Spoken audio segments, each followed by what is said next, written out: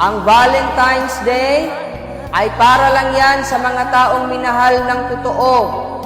Yung mga taong pinaasa dyan, maghintay kayo ng undas para sa araw ng mga puso ninyong patay na patay, pero hindi naman minahal ng tunay.